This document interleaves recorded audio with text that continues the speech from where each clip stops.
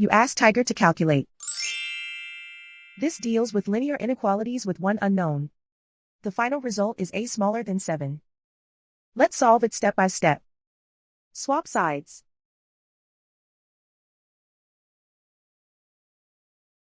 Group all constants on the right side of the inequality. Add 7 to both sides.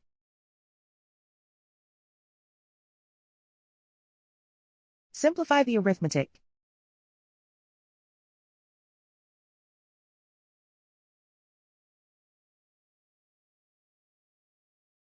Isolate the a. Divide both sides by 3.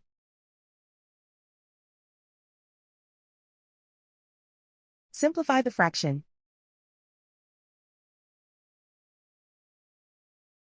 Find the greatest common factor of the numerator and denominator.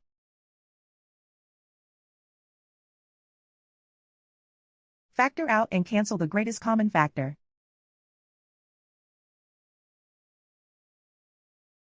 Plot the solution on a coordinate grid.